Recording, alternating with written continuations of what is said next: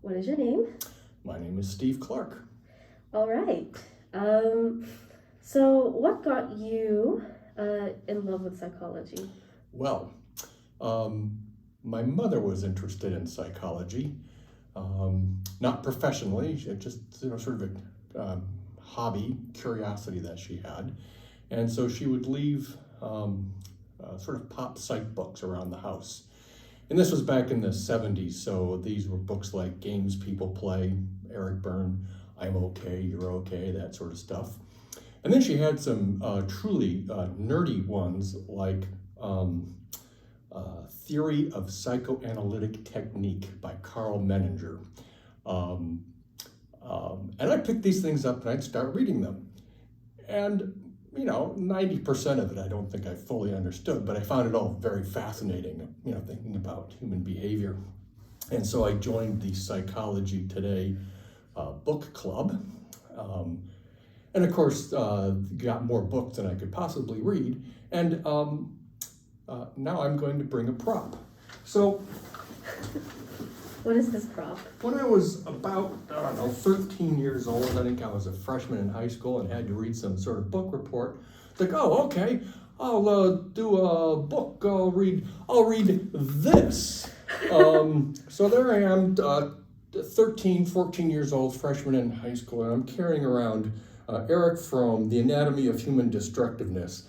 Yeah, I'm some little skinny 13-year-old. I probably weighed like 110 pounds, and I'm toting this thing around.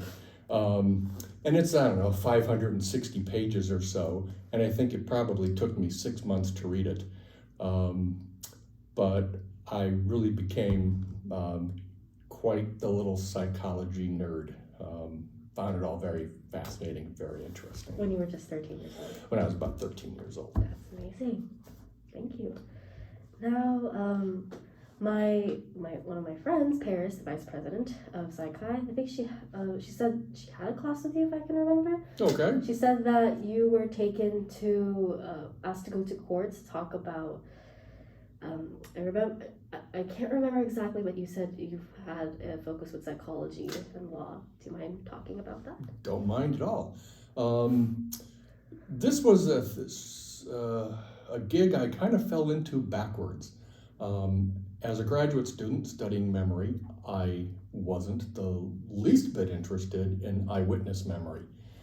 But it was 1991. I can tell you exactly when it was. It was in 1991. I got a call from the public defender's office, and they had a murder case. Wait, they wanted... As a graduate student? Oh, no. 1991. I was it was my third year here as an assistant professor, and but I was still sort of carrying on the attitude of eyewitness memory. I don't care about that.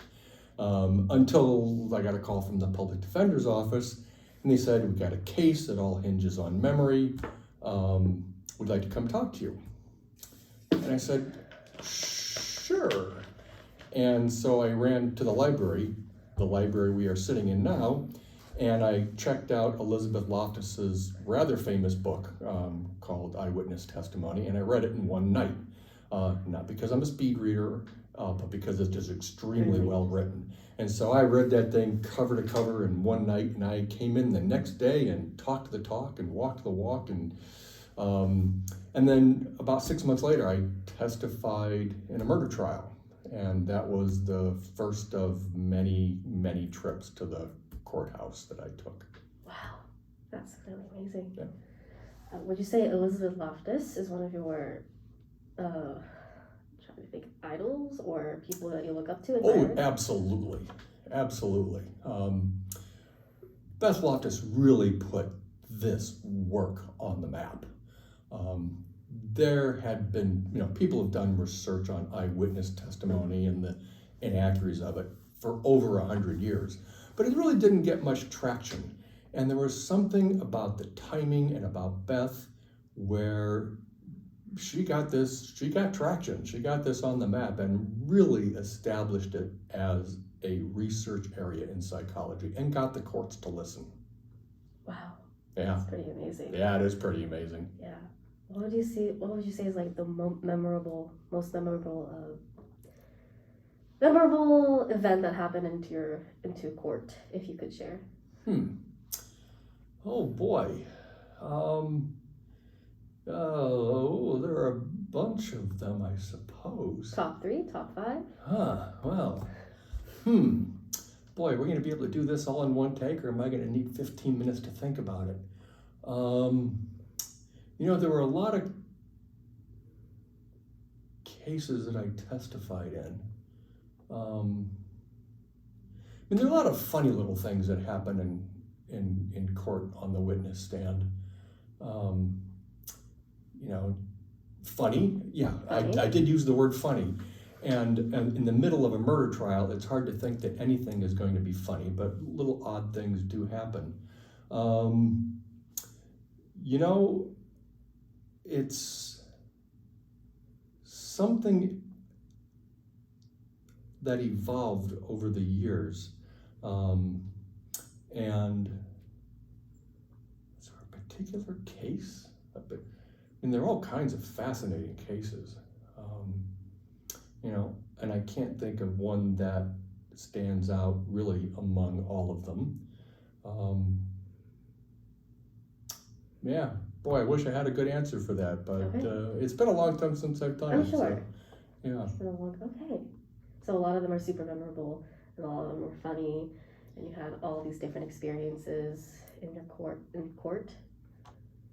Yeah, the thing that I found interesting about it is that,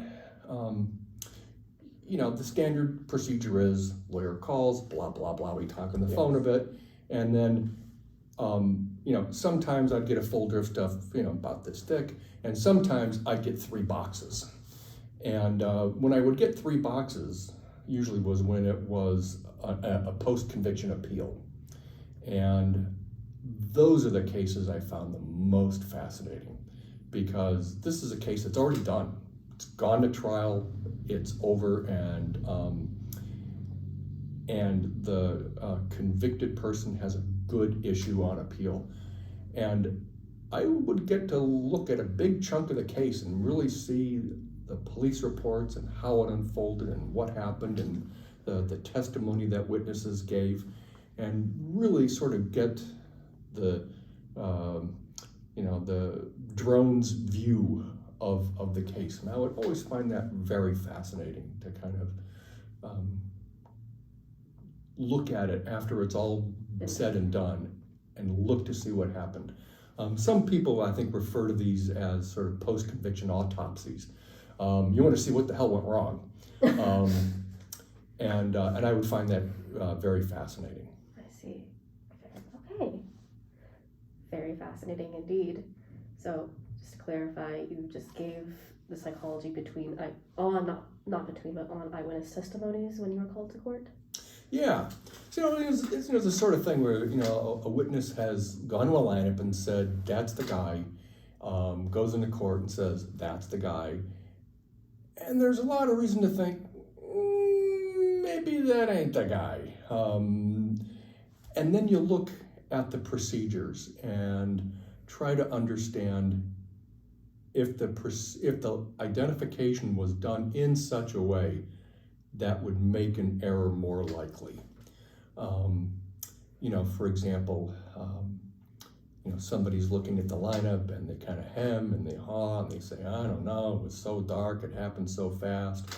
And the police officer leans in and says something very innocuous sounding like, just take your time.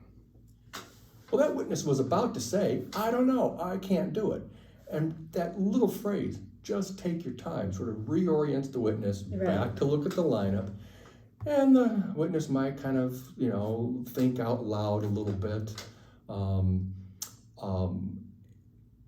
The goofiest example of this was one where the witness just jabbered about every single person in the lineup until the police officer stopped him. It's like, oh, number 1, number 2, blah, blah, number 3, number 4, number 5. Here's the pencil, circle number 5, and put your initials on it. So it was like he was just going to keep jabbering until the police officer told him, okay, you can stop now. Is that an identification? Yeah, probably not. And that was an extreme example, but just that sort of thing where you're getting these little interventions while you're doing a memory task, and those interventions may seem kind of innocuous, like what's wrong with saying take your time? But little things like saying take your time, or asking for clarification. Are you saying it's number 2, or are you just saying that number 2 looks very similar to him? Well, that really communicates to the witness that, oh, it ain't number 2, is it? Look at the lineup carefully. So you basically said, by asking for clarification, what's wrong with asking for clarification, right? By asking for clarification and then saying take your time, what it can communicate is, it's not number 2, get off that and try again.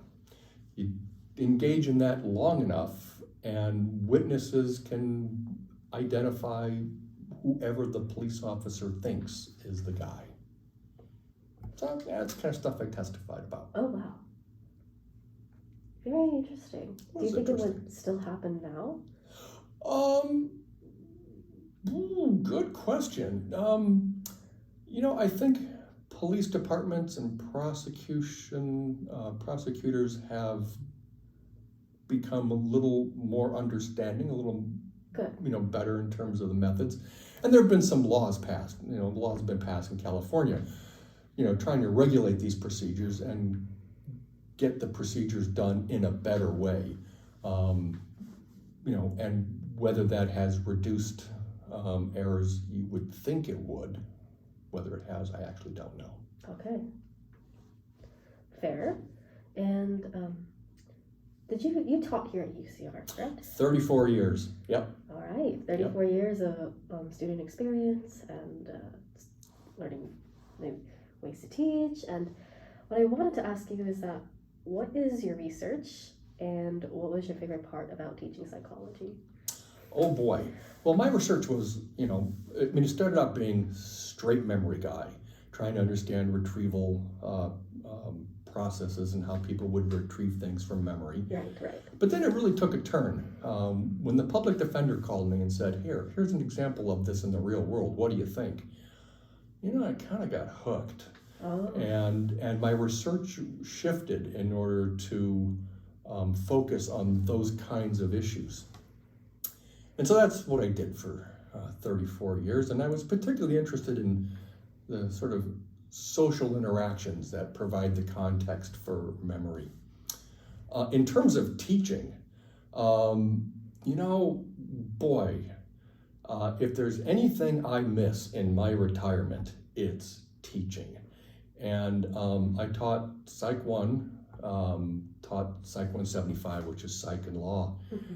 And, there would be days when I just think, oh man, I'm so tired, or I got all these projects, I got all this stuff I got to do, blah, blah, blah, blah, blah, and I really wouldn't be looking forward to it.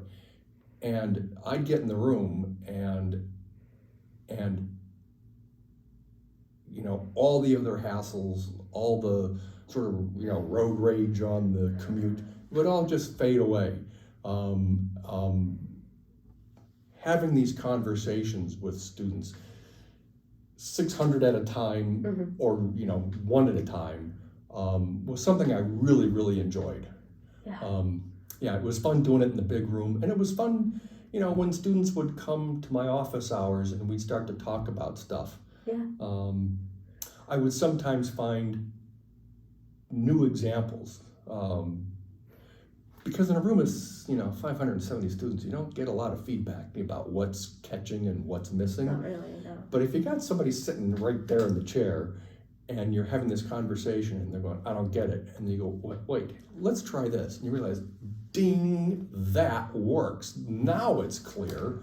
Because as a professor, you don't always know what's not clear, and it would be those sort of one-on-one exchanges that would make it clear what's not clear, and I would see ways to make it clear, and then that would become part of my teaching.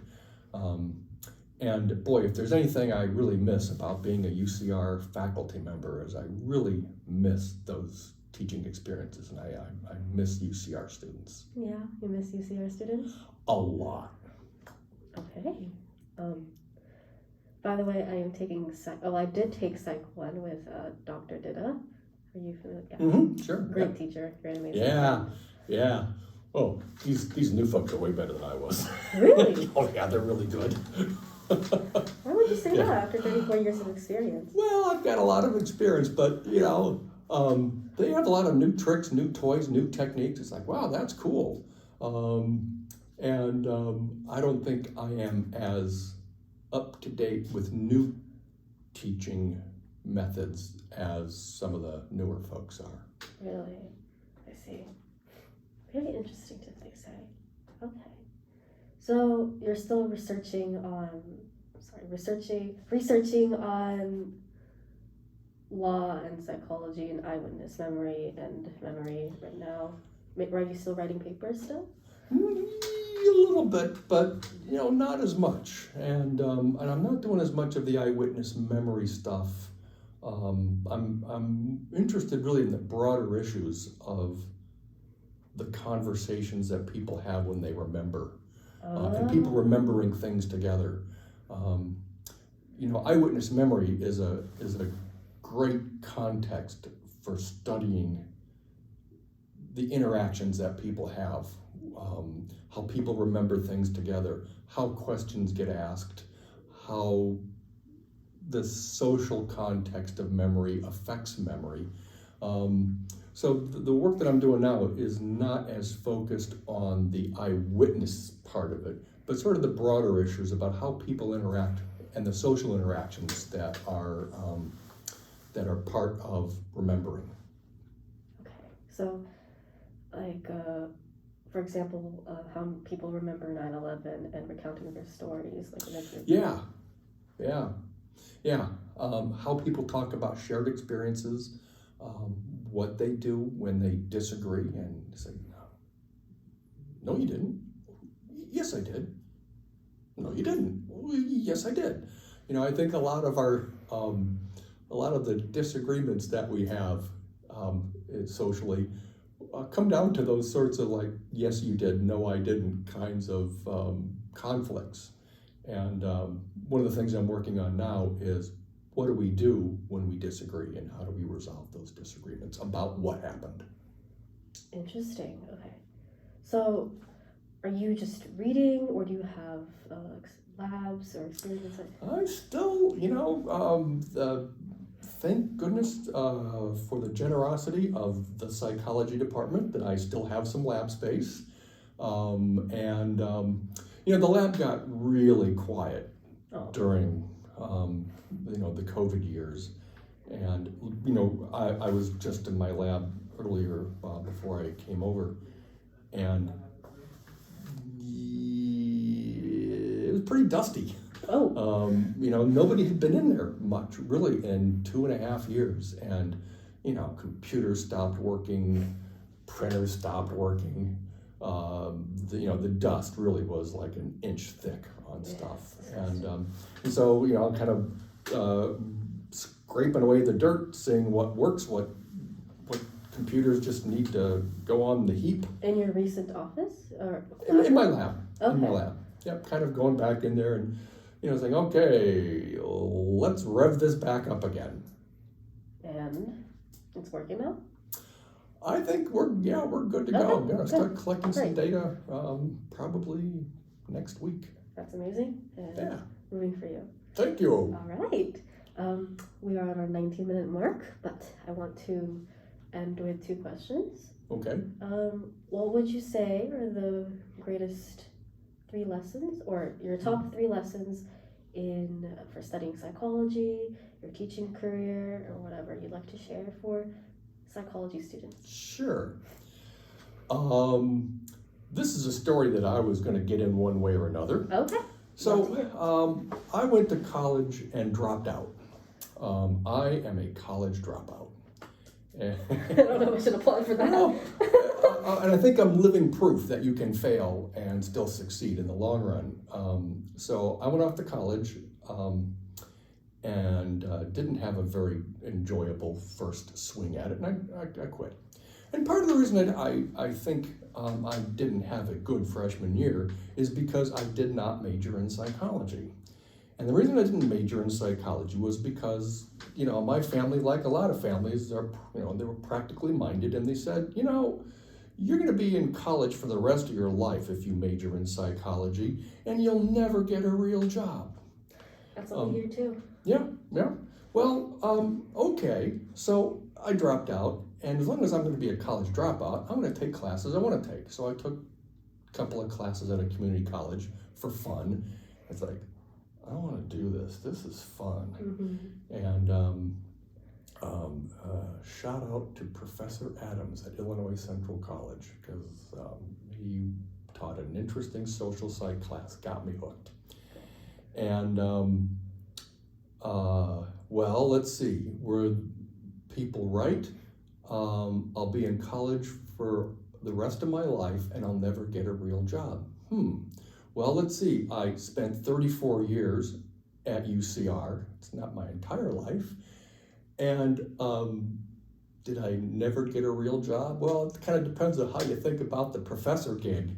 There are a lot of times when it sure didn't feel like a real job. It's like, I'm doing this because it's fun and it's interesting, and isn't it cool that they pay me to do this? I tell this story to students a lot because the practicalities of the world are there, like 4 years of college and getting a degree that you can't use, not a good thing, but do something you love, be good at it, worked out for me. Yeah, my parents were right. I spent my entire life in college, and I got this job. Yay. Yeah. And it seems like you're happy. Yeah. And it worked out just fine. And you don't regret any of it? Not a bit. Not a bit. Okay. Well, that wraps up our interview. Okay. Thank you for participating at Love at First Psych. Sure. And this will be uploaded to our YouTube channel and shared to Google Drive and be edited out. So good. Yeah. Yes. Yeah.